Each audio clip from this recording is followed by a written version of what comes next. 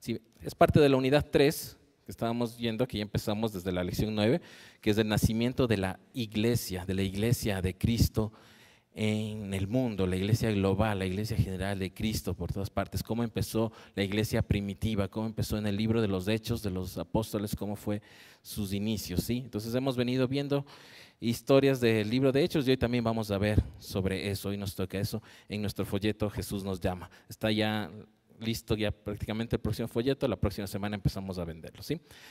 Entonces vamos a empezar en el orden cronológico de nuestras Biblias. Y tenemos una historia súper importante y súper emocionante también, pero vamos a ir revisando también los pasajes del Antiguo Testamento que iban hablando ya de estos eventos que iban a suceder a futuro, ¿sí? Entonces vamos a revisar, el día martes nos tocaba leer en el Antiguo Testamento el libro de Isaías, el Antiguo Testamento el libro de Isaías del capítulo 60, versículos del 9 al 14, en Isaías, uno de los profetas, busquen su Biblia, Isaías 60, versículos 9 al 14. Les leo en pantalla la versión NBI. En mí esperarán las costas lejanas, a la cabeza vendrán los barcos de Tarsis, trayendo de lejos a tus hijos, y con ellos su oro y su plata, para que la honra del Señor, tu Dios, el Santo de Israel, porque Él te ha llenado de gloria. Los extranjeros reconstruirán tus muros y sus reyes te servirán. Aunque en mi furor te castigué por mi bondad, tendré compasión de ti. Tus puertas estarán siempre abiertas y de día ni de noche se cerrarán. A ti serán traídas las riquezas de las naciones. Ante ti desfilarán sus derrotados reyes. La nación o el reino que no te sirva perecerá. Quedarán arruinados por completo.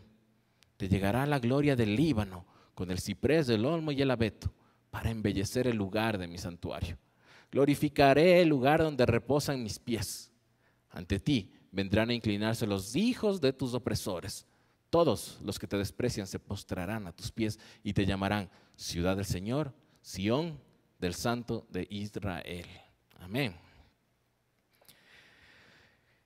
Sabemos que el profeta Isaías nos habla de profecía, ¿sí? Y en este capítulo 60 nos habla de la futura Israel, de la nueva Jerusalén, ¿sí? Muchas veces intercambian en el Antiguo Testamento el nombre de Jerusalén como Sión, ¿sí? Porque en Jerusalén está el monte de Sión, donde se construyó el templo. Por eso se usa Sión o Jerusalén, ¿sí? Entonces aquí nos habla en este capítulo, los versículos que no leímos, de esta nueva Jerusalén que será levantada y va a resplandecer ante todas las naciones, ¿sí? De todo lo que ha pasado, de todo lo que ha sido humillada, lo que ha sido conquistada, derrotada, se levantará y todos los reyes y naciones van a acudir a Sión, ¿sí? A Jerusalén, ¿sí? Y por eso le dice, en esos versículos le dice, regocíjate, que se alegre tu corazón, ¿sí? Y empieza así diciéndole, resplandece, ¿sí? Sabemos ese momento todavía no ha sucedido, ¿verdad?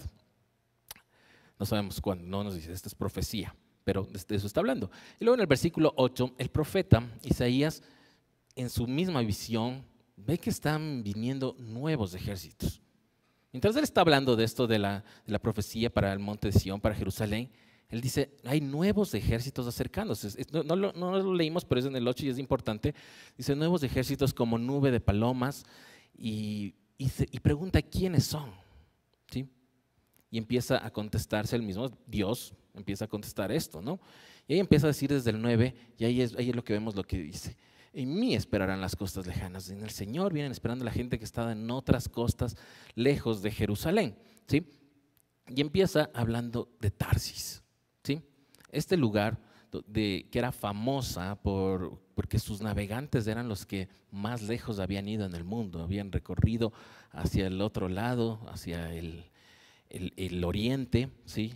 En sus grandes y poderosos barcos, eran famosos en ese tiempo, en el tiempo del profeta Isaías estamos hablando, ¿sí? Entonces empieza diciendo de eso, de los de Tarsis, esto, ¿sí?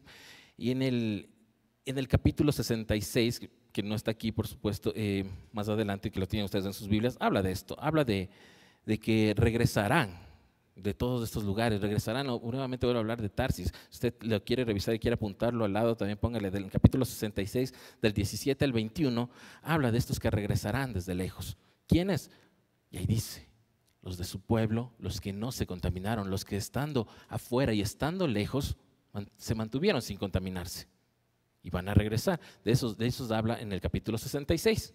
¿Sí? Ya cuando está consumado todo ya en la Nueva Jerusalén. Aquí nos está dando una visión de la futura Nueva Jerusalén, sí, pero el 66 ya nos habla de que está ya consumado eso.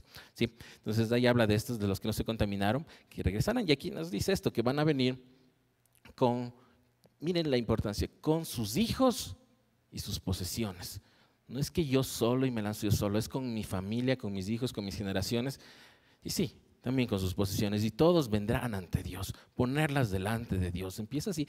Hay muchas cosas ahí útiles para hacer un sermón de esto, ¿no? Pero vamos al tema que es el principal de este día, ¿no? Que es lo del nacimiento de la iglesia, el Espíritu Santo en el inicio de la iglesia primitiva, ¿sí? En los primeros cristianos.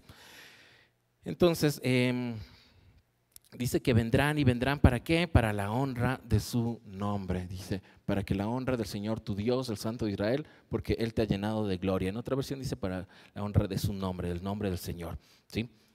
Nos habla de eso. En el versículo 10 nos dice que estos extranjeros, mire, los extranjeros que vengan, van a ser los que van a reconstruir los muros. ¿Cómo habrá sido en ese momento para Judá, ¿no? Porque en ese momento ya solo había Judá. Que les diga el profeta, que les diga esto, que los extranjeros van a ser los que levanten los muros, ¿no? Los extranjeros van a ser los que estén ahí, ¿sí? Cuando ellos no, en ese momento no aceptaban, no aceptaban que otros estén ahí, ¿no? Tenían bastantes restricciones en cuanto a extranjeros, a gentiles, ¿sí? Como se les llamaba. Y les dice también en el versículo 10 que en mi ira y mi enojo te castigué, le dice a Sion, le dice a Jerusalén, ¿no? Le dice, pero por mi buena voluntad o por mi bondad, se dice, tendré de ti ahora misericordia, ¿sí? Tendré compasión, ¿sí? En el versículo 11 le dice lo que va a suceder de ahí en adelante, ¿sí? Van a venir los extranjeros. ¿Y qué va a pasar cuando vengan los extranjeros? Las puertas van a estar abiertas. Y esto era algo igual, que rompía con todas las tradiciones y costumbres que tenían ellos del templo, que nadie puede acercarse, nadie puede entrar a los muros de Jerusalén, los muros del templo, todas estas cosas que ellos tenían restringido, que eran solo para los judíos. Aquí el profeta ya les dijo que eso no iba a mantenerse, no iba a ser así, iba a ser cambiado, iba a llegar un momento en que tenía que cambiar esto, ¿sí? Y ahí les dice que las puertas van a estar siempre abiertas, ¿sí? Es lo mismo que está en Apocalipsis capítulo 21, versículo 25. Si usted está anotando también, apúntele, porque eso en Apocalipsis ya cuando está consumado y ya cuando sucede, nos habla de esto, que las puertas estarán siempre abiertas. ¿Para quiénes? Para los nuevos conversos, los que acepten al Señor, ¿sí? No importa si son de otros países, pero aquí empieza hablando de los extranjeros, está hablando de los extranjeros, ¿sí? Está hablando de ellos, ¿sí? Sus puertas estarán abiertas para esos nuevos conversos y para las ofrendas, ¿sí? Tanto de los extranjeros como de los propios, ¿no? Para las ofrendas siempre está abierto, dice, ¿sí? Y vendrá a ti, le dice, las riquezas, y vendrán a ti los reyes. En el 12 les habla de la nación, reino, y fíjese esto es importante. Si bien está hablando de Jerusalén, es también para todos nosotros, ¿no? Es para pensarlo, es para meditarlo cada uno de nosotros. La nación o el reino que no te sirva perecerá, quedará arruinado por completo. Mire, yo sé que eso está hablando de profecía y está hablando de que un día sucederá esto y tiene que suceder. Todas las naciones, todos los países, todos los gobernantes y reyes tendrán que rendirse ante Jerusalén. Va a suceder eso.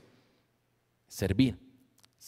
Pero aquí quiero apuntar justamente a eso, al servicio.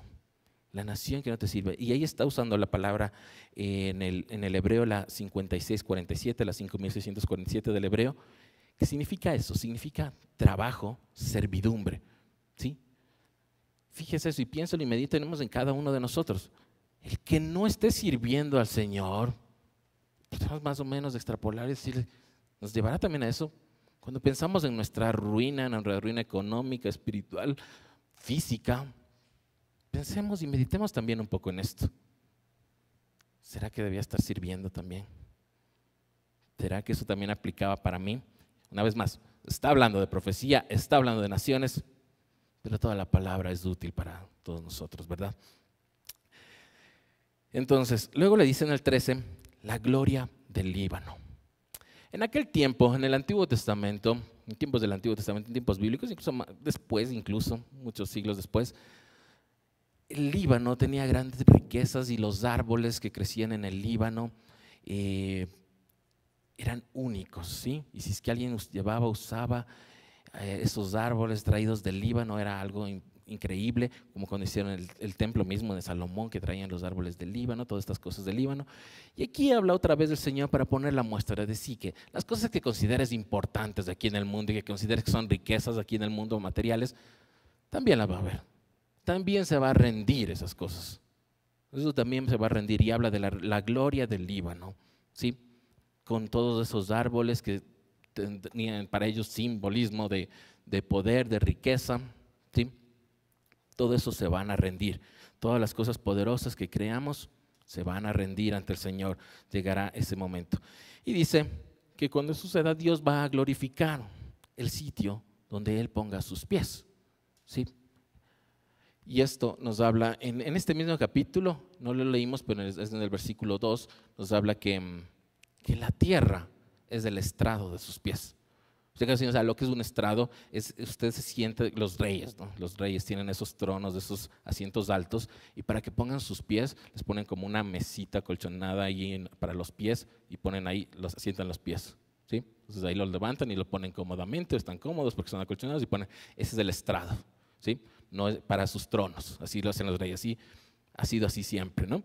Y Dios habla en este capítulo, en el versículo 2, que la tierra es donde pone sus pies. Esta tierra, este planeta, imagínense, ¿sí? Porque dice, su trono es del cielo, pero pone sus pies aquí en la tierra. Nos habla de esto. Entonces aquí está hablando de esto, ¿sí? De estrado. Entonces va a glorificar este sitio. ¿Sí? ¿Cómo? Y ahí otra vez pensémoslo, ¿cómo? A los que estén sirviendo, donde haya servicio, donde esté habiendo obra para el Señor, va a glorificar este sitio, ¿sí? De eso se trata. Por eso digo, hay cosas para sacar sermones, para meditar bastante, pero vamos a pasarlo rápidamente. Los hijos de tus opresores se postrarán.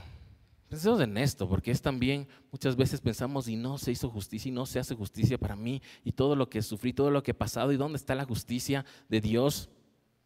Ahí está diciendo Dios que quizá tú no la veas, quizá la vean tus hijos, o los hijos de tus hijos, ¿sí? Pero Dios no se olvida, Dios no va a fallar. Amén. Sí, entonces los hijos de tus opresores se postrarán. Reconocerán tu nombre, el nombre a esta ciudad como la ciudad del Señor, el Sión del Santo de Israel. ¿Sí? Vamos viendo cómo aquí, en este tiempo del profeta Isaías, ya en el proceso del regreso del cautiverio de Babilonia, ya se habla de abrir las puertas para los extranjeros. ¿Sí? Vamos al siguiente, al miércoles. Vamos a otro de los profetas, vamos a Zacarías, ahí también en el Antiguo Testamento, Zacarías capítulo 8, vamos a leer versículos 1 al 8 y luego del 20 al 23. Es lo que tienen en pantalla la versión NBI. Otra vez vino a mí la palabra del Señor Todopoderoso, me hizo saber lo siguiente. Así dice el Señor Todopoderoso, siento grandes celos por Sión, son tantos mis celos por ella que me llenan de furia. Así dice el Señor, regresaré a Sión y habitaré en Jerusalén. Y Jerusalén será conocida como la ciudad de la verdad y el monte del Señor Todopoderoso, como el monte de la santidad.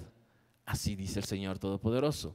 Los ancianos y las ancianas volverán a sentarse en las calles de Jerusalén, cada uno con su bastón en la mano debido a su avanzada edad.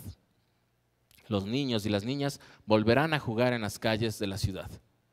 Así dice el Señor Todopoderoso, al remanente de este pueblo podrá parecerle imposible en aquellos días, pero también a mí me parecerá imposible, afirma el Señor Todopoderoso. Así dice el Señor Todopoderoso, salvaré a mi pueblo de los países de oriente y de occidente, los haré volver para que vivan en Jerusalén. Ellos serán mi pueblo y yo seré su Dios en la verdad y en la justicia. Luego vamos al 20. Así dice el Señor Todopoderoso. Todavía vendrán pueblos y habitantes de muchas ciudades que irán de una ciudad a otra diciendo a los que allí vivan: vayamos al Señor para buscar su bendición. Busquemos al Señor Todopoderoso. Yo también voy a buscarlo. Y muchos pueblos y potentes naciones vendrán a Jerusalén en busca del Señor Todopoderoso y de su bendición. Así dice el Señor Todopoderoso: en aquellos días habrá mucha gente de todo idioma y de toda nación que tomará a un judío por el borde de su capa y le dirá: déjanos acompañarte. Hemos sabido que Dios está con ustedes. Amén. Amén. Mire esta maravilla.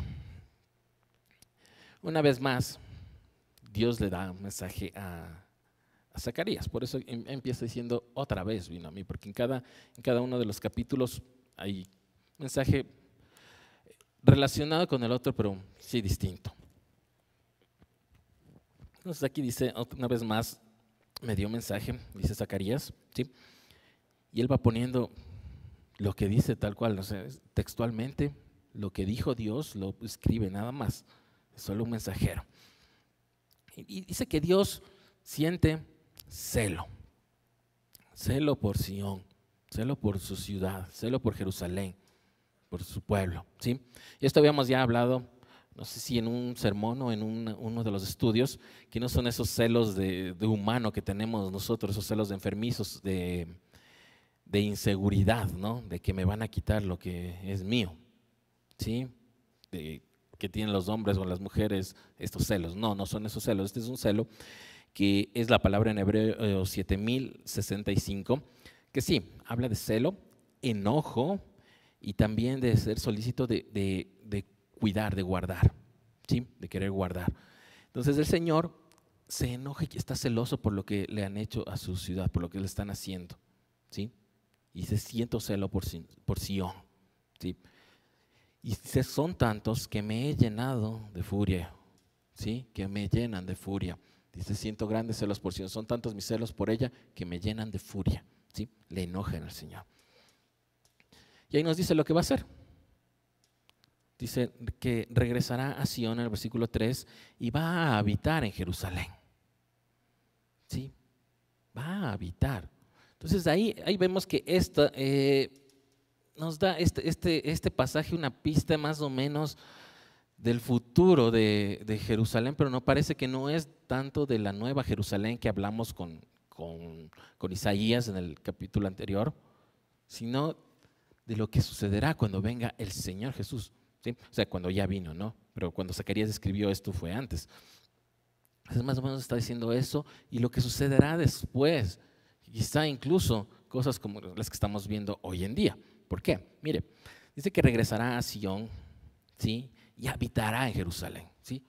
Habitará, estará ahí habitando, estará ahí recorriendo, sí, ¿no? Por eso decimos, puede ser el momento en que estuvo el Señor Jesús aquí en la tierra, ¿sí? En esto no hay acuerdo, por si acaso. Si usted busca un comentario bíblico de esto, los teólogos, unos dicen esto, otros dicen esto otro, otros dicen esto otro, ¿sí? No hay un acuerdo, esta es la verdad, no, porque lo que está escrito es lo que está ahí, ¿sí? Lo que dice es que vendrá y habitará en Jerusalén para que sea conocida como la ciudad de la verdad. ¿Qué es ciudad de la verdad? Que es una ciudad fiel a Dios, que tenga la verdad de Dios, que tenga la palabra de Dios, ¿sí? Y habitará en el monte, que sea conocida también como el monte del Señor, donde esté habitando, ¿sí? Del Señor Todopoderoso, y también monte de santidad. Entonces aquellos que hablan que no, que la santidad está de más, que la santidad no hay que ser exagerado, que no hay que irse al extremo, fíjese, nos está hablando de santidad desde antes que venga el Señor Jesús, con el Señor Jesús, después del Señor Jesús aquí en la tierra. Seguimos hablando de santidad, ¿sí? En el 4 promete que habrá un día en que la gente llegue a ancianos. Aquí lo vemos como normal, ¿no? Dice: los ancianos estarán ahí. Pero esto era algo que no sucedía antes. El promedio de la esperanza de vida llegaba a los 40, 45. En tiempos bíblicos se dice que era 47 a 49 años y ya la gente ya moría. ¿Por qué? Porque había enfermedades y no había medicamentos, no había curas, no había hospitales, no había médicos suficientes que sepan qué hacer. Entonces la gente no vivía tantos años. Entonces esto era lo que sucedía. Cuando diga van a llegar a ancianos, esto era como algo wow.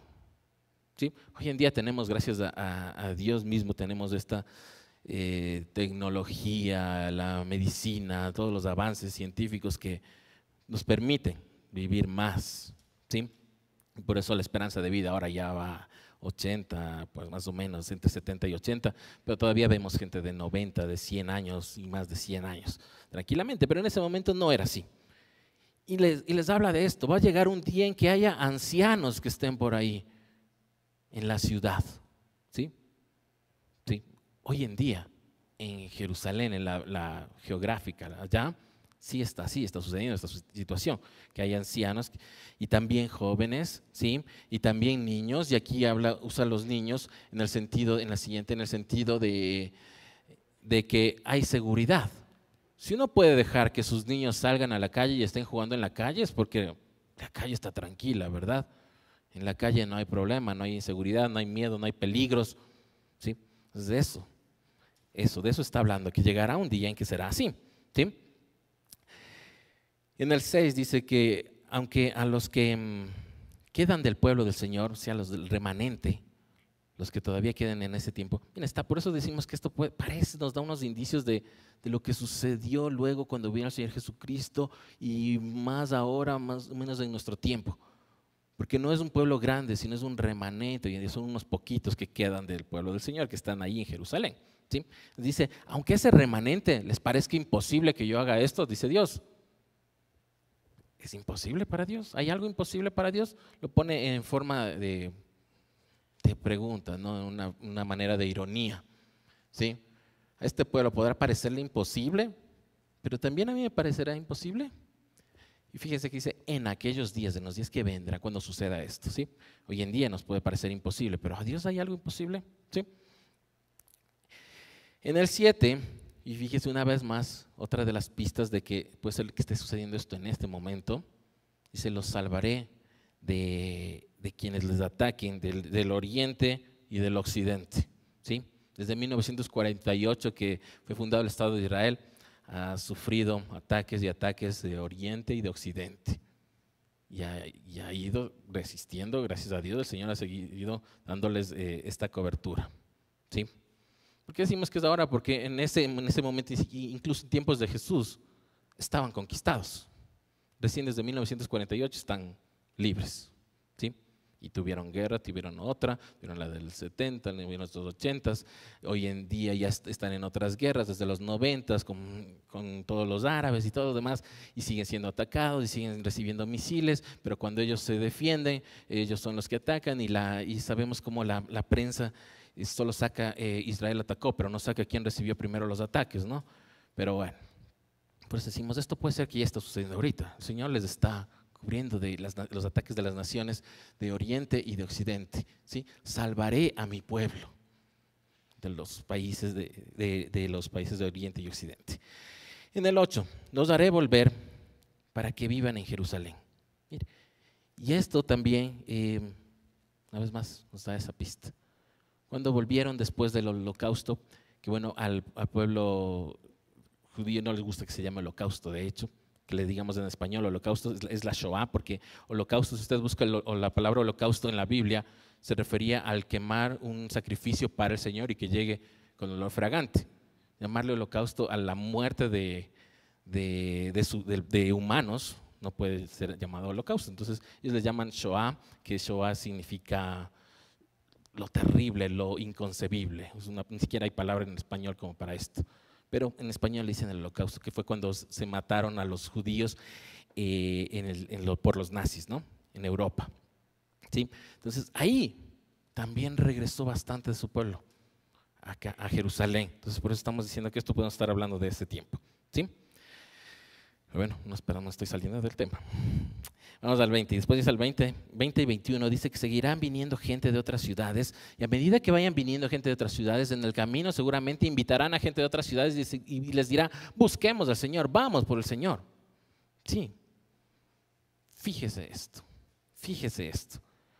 otros de otras ciudades, no judíos, sí, traerán a otros, y eso está sucediendo hoy en día.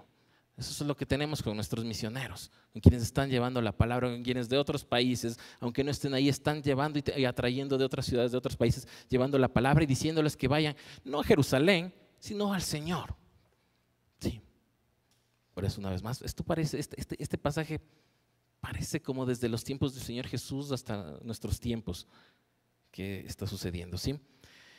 Y la gente dirá, busquemos al Señor, yo también voy a buscarlo. El 22 dice, y vendrán pueblos y naciones al Todopoderoso. El 23, mucha gente de toda lengua, mire, de toda lengua, es decir, ya está ampliado a todos los países. Una vez más, ¿cómo les habrá chocado un poco con las tradiciones y costumbres de Judá en ese momento? Porque ellos no estaban abiertos a recibir gente de otros países, así nomás. ¿Sí? Había que pasar por muchos procesos. De hecho, hasta hoy en día hay que pasar por muchos procesos para ser judío. ¿Sí? Pero bueno, esa es la idea.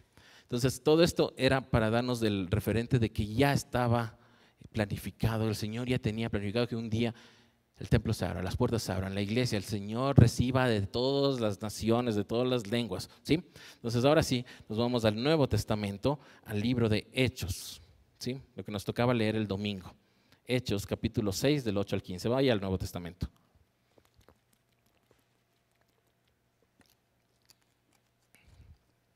Les leo la versión NBI que tienen en su pantalla. Dice, Esteban, hombre lleno de la gracia y del poder de Dios, hacía grandes prodigios y señales milagrosas entre el pueblo. Con él se pusieron a discutir ciertos individuos de la sinagoga llamada de los libertos, donde había judíos de Cirene y de Alejandría, de Cilicia y de la provincia de Asia. Como no podían hacer frente a la sabiduría ni al espíritu con que hablaba Esteban, instigaron a unos hombres a decir, hemos oído a Esteban blasfemar contra Moisés y contra Dios. Agitaron al pueblo, a los ancianos y a los maestros de la ley. Se apoderaron de Esteban y los llevaron ante el consejo. Presentaron testigos falsos que declararon, este hombre no deja de hablar contra este lugar santo y contra la ley. Le hemos oído decir que ese Jesús de Nazaret destruirá este lugar y cambiará las tradiciones que nos dejó Moisés.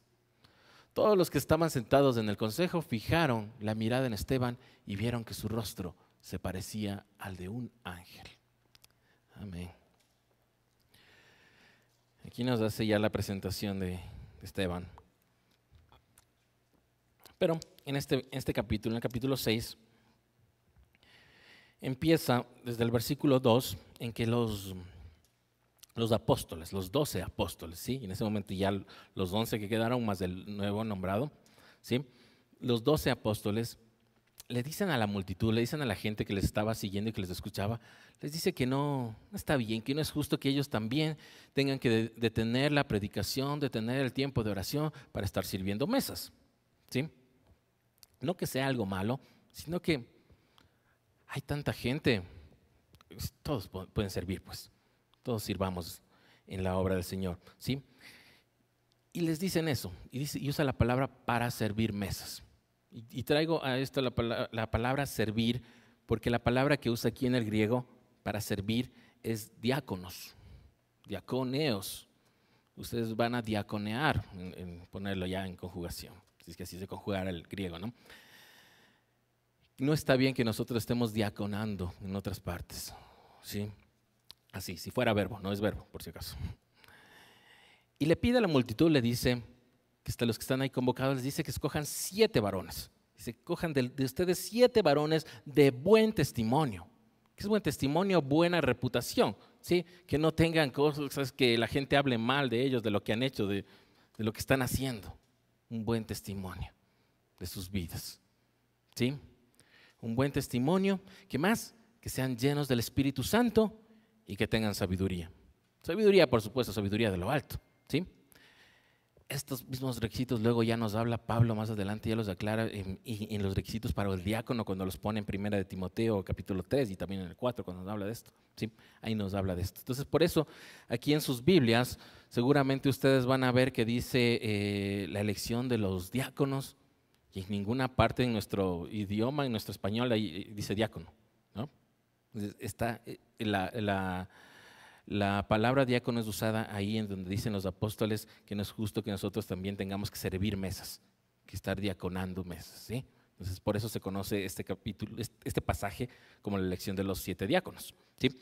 Y de ahí vamos a esto, al versículo 8, que es lo que nos tocaba leer, ¿sí? Porque ya nos cuenta en esta elección, nos cuenta de los 7 que fueron escogidos, y de Esteban nos da incluso una descripción, desde el primero de los escogidos, ¿sí? Nos habla de él, y de los otros 6, sí nos da los nombres, ¿ya? Entre esos Felipe, que es el que vamos a ver en el siguiente pasaje también. Entonces aquí regresemos a esto. En el 8 ya Esteban, sabiendo que le decía que él era lleno de fe, lleno del Espíritu Santo, ¿sí? Porque es el que sí le dan la descripción. Ahora dice que es también lleno de gracia y lleno de poder de Dios, ¿sí? Que al final terminan siendo las mismas cosas, ¿no? ¿Sí? Pero son importantes destacarlas.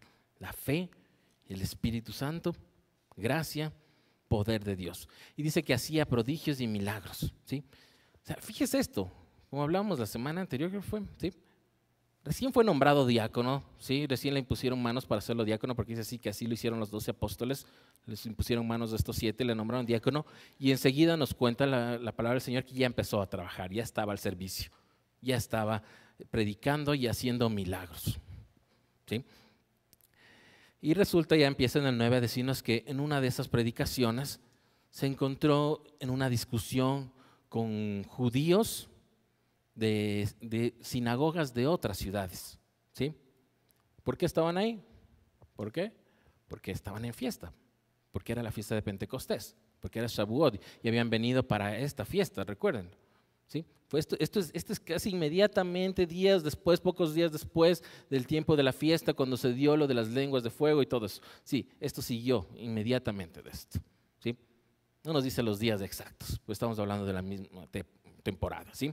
Entonces, por eso estaban ahí judíos de otros países, de sinagogas de otros países, ahí, y ahí nos dice de dónde, ¿no? Y nos describe de Cirene, de Alejandría, de Cilicia, de la provincia de Asia, ¿sí? Y nos dice el 10 y el 11 que no podían hacerle frente, no podían contradecirle, no podían corregirle, ¿sí? Porque la sabiduría que tenía, que presentaba Esteban en ese momento con la cual hablaba, era la sabiduría de Dios, era el Espíritu Santo mismo hablando a través de él, ¿sí? Entonces decidieron decir que estaba blasfemando, ¿sí? Ya por el enojo, por la envidia, empezaron a decir que está blasfemando.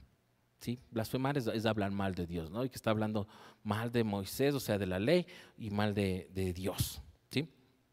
Empezaron a armar esta revuelta con la gente, a decirle, sí, mira cómo está diciendo mal, y fueron a decirle a los ancianos, a los líderes religiosos de Jerusalén, porque estaban en Jerusalén todavía, y decirles esto y armarles esto y armar un gran movimiento en contra de Esteban, ¿sí? Al punto, dice en el versículo 13, que presentaron testigos falsos para que hablen mal de él, que digan que está hablando en contra de la ley, ¿sí? En el 13 presentaron testigos falsos que declararon: este hombre no deja de hablar contra este lugar santo y contra la ley. Y aquí quiero resaltar esto, porque aquí usa ley, y si usted le busca esta palabra ley en el griego, es la 3551 y usa la palabra, que es la palabra nomos, N-O-M-O-S, ¿sí? Nomos de ley, ¿sí? Y también dice, ya vamos a ver por qué, porque el 14 dice que le hemos oído decir que ese Jesús de Nazaret destruirá este lugar y cambiará las tradiciones que nos dejó Moisés. Y aquí miren la diferencia. Las tradiciones que nos dejó Moisés. En tradiciones usa otra palabra, no usa la misma de ley, de nomos, usa la del griego 1485, que es etsos, que es tradiciones, que es costumbres, que es repetir cosas que hacen otros, ¿sí? Entonces aquí está diciendo que está no cambiando la ley de Moisés, sino ¿qué? ¿Contra qué se está yendo?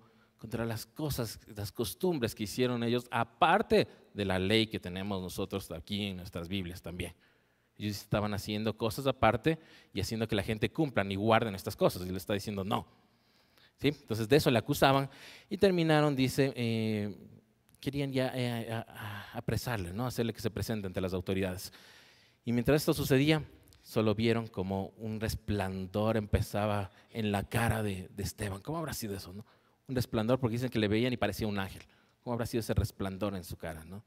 Habrá sido como la de Moisés en aquel tiempo también, ¿sí? Y de ahí viene este capítulo 7, ¿sí? Vamos al lunes. Este capítulo 7 es del que les he hablado, es este discurso magistral, increíble de Esteban, que nos da de la historia del pueblo del Señor, ¿sí? Le paran ante el consejo, ante el concilio de los líderes religiosos, le llevan acusado y él aprovecha el tiempo para predicar, ¿sí? Pero no lo hace de una manera sencilla, simple, rápida, concisa. Coge toda la historia del inicio, desde Moisés iba pasando por todo, por los jueces, por los profetas y todo va llegando. Y en cada uno de los puntos va hablando del Señor Jesucristo, que tenía que ver esto con el Señor Jesucristo. Y aquí hablaba del Señor Jesús, y aquí hablaba de Jesús, y aquí hablaba del ungido, y aquí hablaba del Cristo, y aquí hablaba del Mesías, y aquí hablaba de esto, hasta llegar al final donde habla específicamente de Jesucristo que estuvo aquí hace 49 días y le mataron. Hace 49 días le mataron por poco. No dice así, no eso estoy diciendo yo, ¿sí? Pero llega hasta eso, porque este gran discurso de Esteban va del versículo 2 hasta el 53, cuando acaba diciéndoles esto, de que ustedes le mataron, ¿sí? Es increíble. Este es algo que todos deberíamos leerlo, todos deberíamos saberlo, este discurso que da Esteban. Es increíble. Si usted no sabe parte de la historia, quieren luego enterarse un poco, recién está empezando, sirve bastantísimo este gran discurso de Esteban en Hechos capítulo 7. ¿Sí? Entonces ahí vamos a eso, que nos tocaba leer parte de esto en el día lunes. Nos tocaba leer Hechos capítulo 7, pero vamos a leer desde el 48. Yo les dije que empieza en el 2, pero solo vamos a leer desde el 48 y vamos a ir a pasarnos hasta el capítulo 8 y versículo 2. ¿Sí? Les leo lo que está en pantalla, versión NBI. Dice: sin embargo, el Altísimo no habita en casas construidas por manos humanas.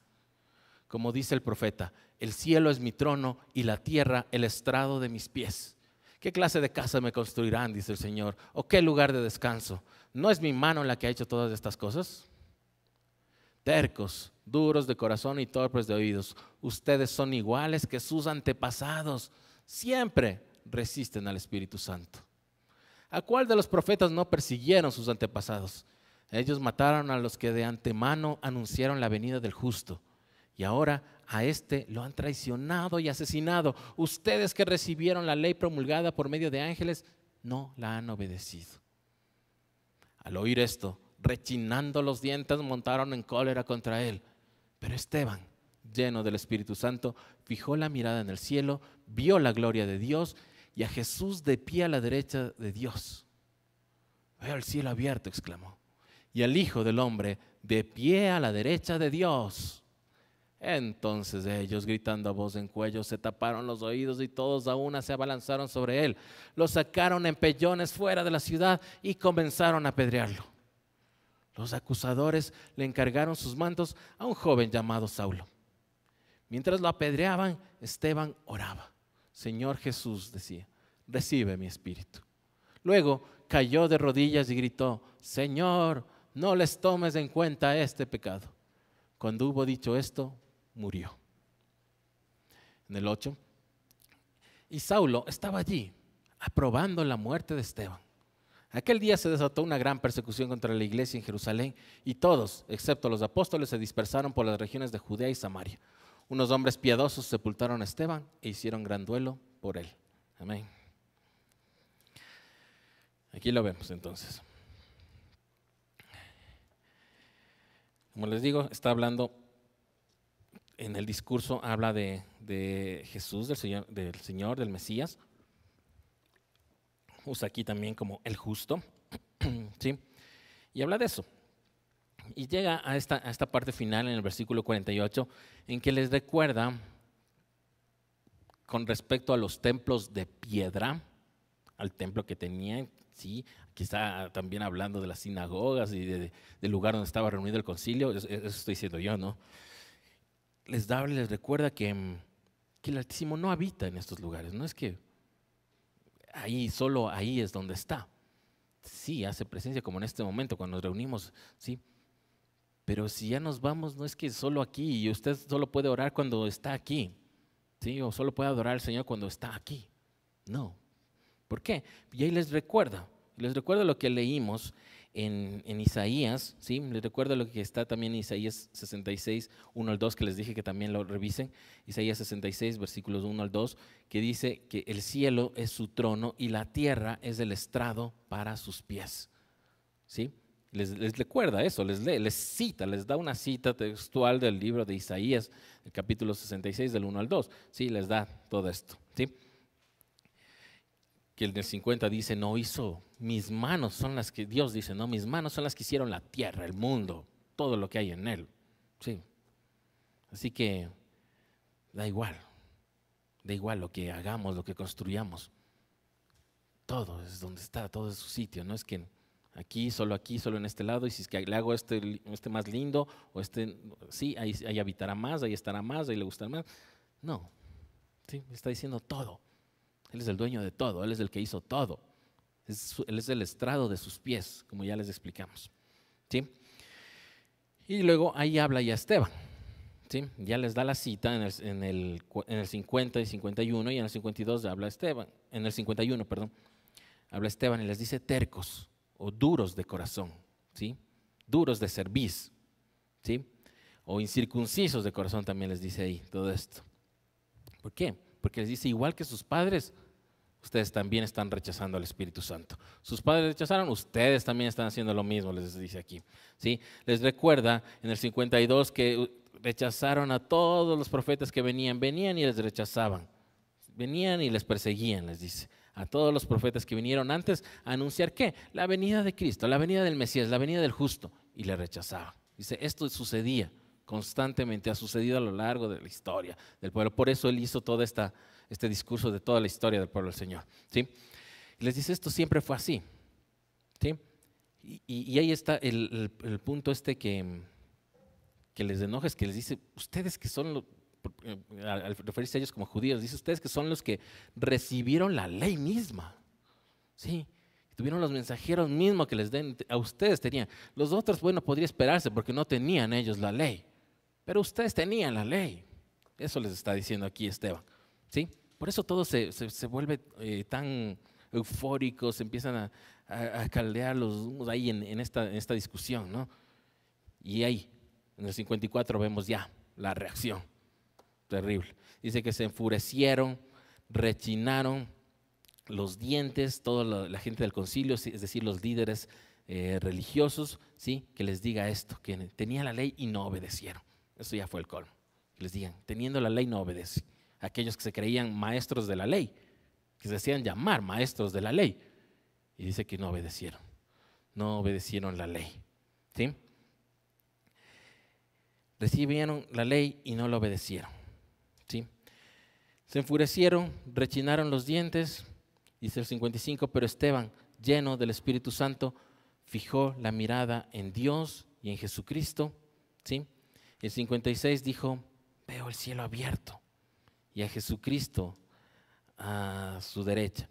Y cuando les dice esto, que ya estaban ellos enojados, que ya estaban eufóricos, sí, ya querían golpearle, pero le seguían escuchando, y él sale con que está viendo al Señor Jesús en este momento, y le está viendo en dónde, junto al Padre, y está a su derecha. Todo el significado, la implicancia que esto tenía, que esté de pie con autoridad, que esté a su derecha, que tenga toda su entera confianza de todo lo que hace, hizo y hará, ¿sí?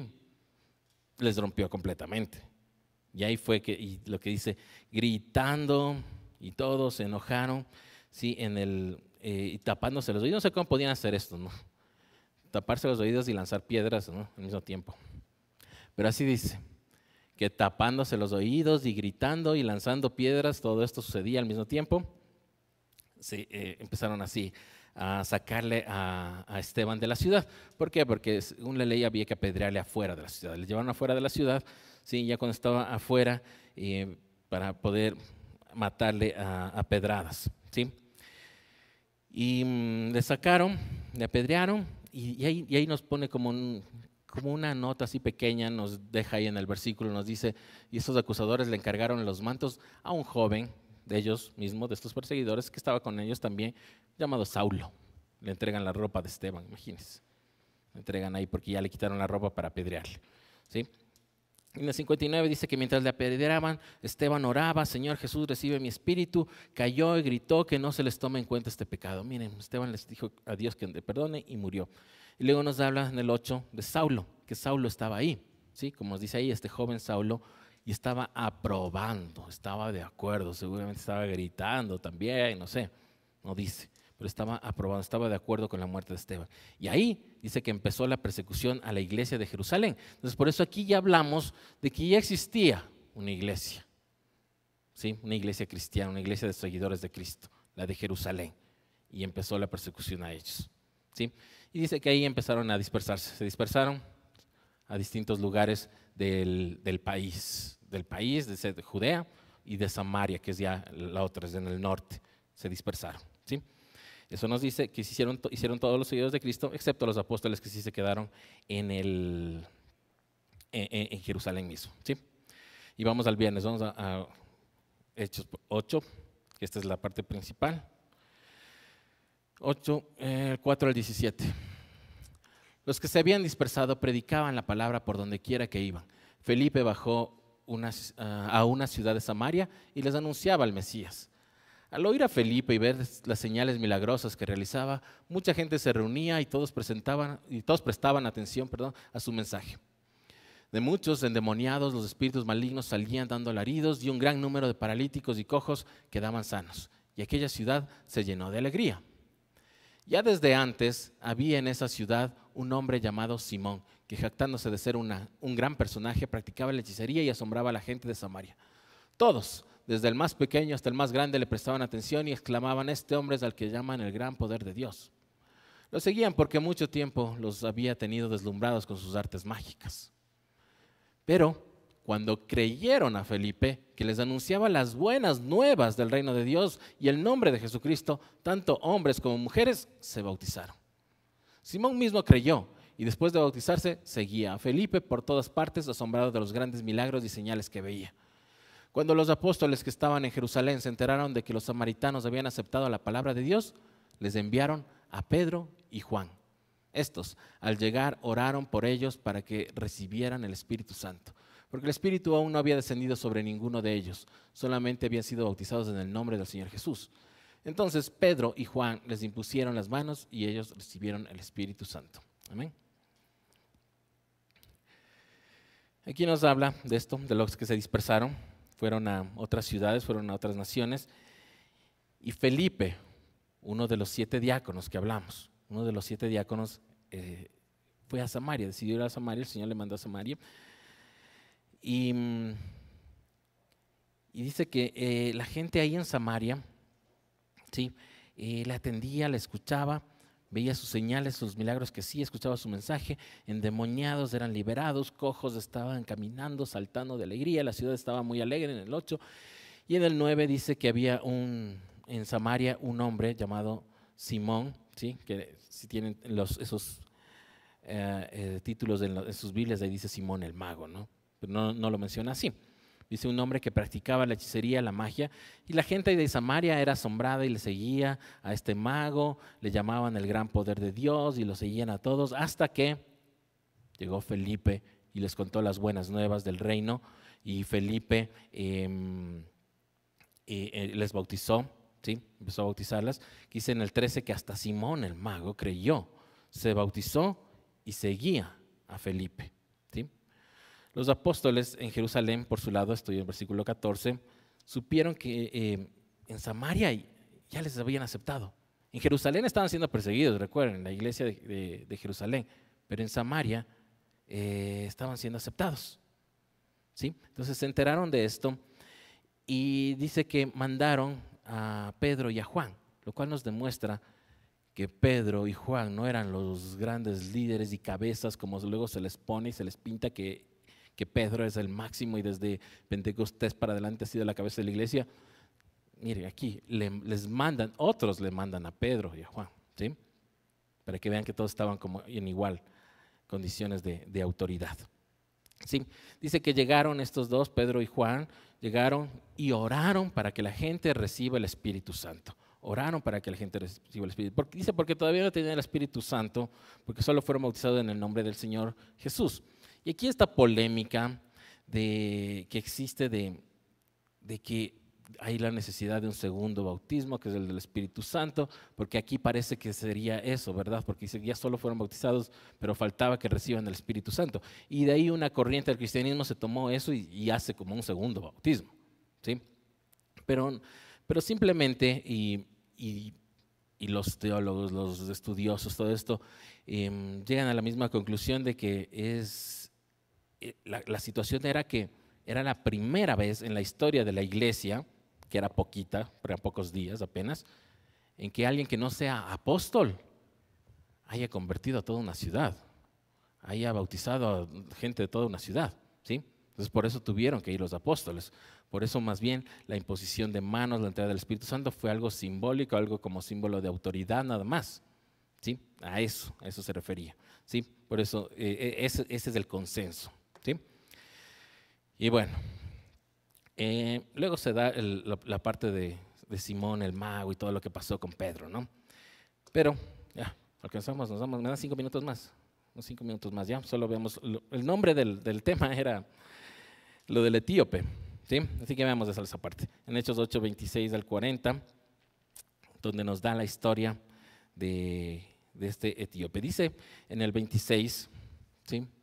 No lo vamos a leer, les voy a ir explicando, usted le va viendo ahí, que un ángel le dice a Felipe que vaya al sur por el camino del desierto de Gaza. Él estaba en Samaria, ustedes imagínense esta parte del norte, el país donde ellos estaban en Judá, Jerusalén, al norte era el país de Samaria, y él estaba ahí, nos dice que estaba predicando y todo sucedió, y de ahí un ángel le dice que vaya por el otro camino, por el camino que es del desierto de Gaza, la franja de Gaza, y por ahí vaya bajando, ¿sí?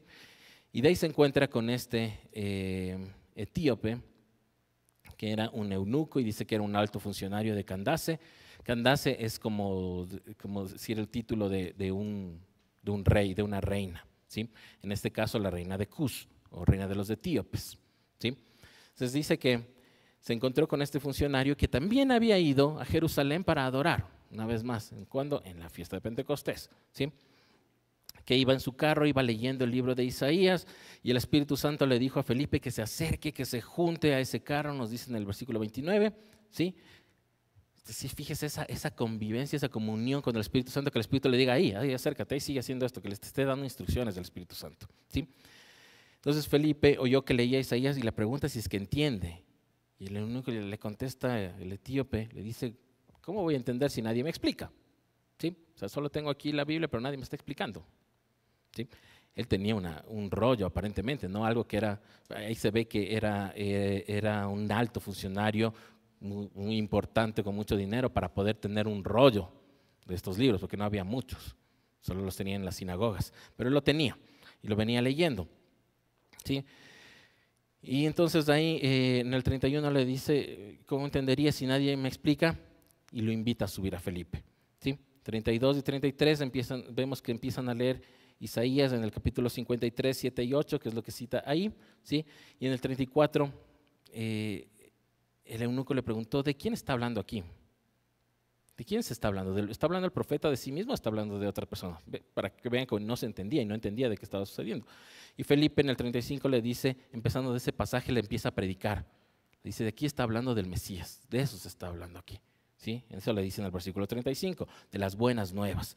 Y en el 36 seguían en el camino, no nos dice cuánto habrán recorrido por ahí, pero ya estaban en un carruaje, ¿sí? No nos dice cuánto. Y el eunuco le detiene y le dice, ahí hay agua. Pues, ¿por qué no puedo bautizarme en este momento? ¿Qué impide que sea bautizado? Ya entendí que lo que hace falta es ser bautizado, aceptar al Señor y ser bautizado. No nos dice ahí, pero que Felipe respondió, nada, no impide nada. Realmente esa era la respuesta, ¿no? Nada, no impide nada, detengámonos. Solo nos dice en el versículo 38 que pararon el carro y bajaron y lo bautizó, ¿sí? Luego nos dice que en el 39 que el Espíritu Santo se llevó a Felipe, sí, Es uno de esos casos en la Biblia que desaparecen las personas. No es el único, hay varios, ¿sí? Y desapareció y apareció en otro lado, en otra ciudad, ¿sí? Pero el eunuco se quedó alegre. Nos dice en el 40 que Felipe apareció en Azoto, lejos de Gaza. Gaza está, como les digo, casi cerca del mar. Y apareció en Azoto, que está más abajo de Jerusalén, a la altura de Jerusalén, más o menos a la altura de Jerusalén, y tenía que regresar, irse otra vez hacia arriba, hacia Galacia, ¿sí? Eso es lo que nos tocaba leer en este día, ¿sí? Espero que les haya servido, como a todos nosotros, como a mí me ha servido, me ha encantado aprender más del Señor y cómo puede usarnos y darnos su espíritu. Amén. Vamos a pasar ahora sí a los anuncios.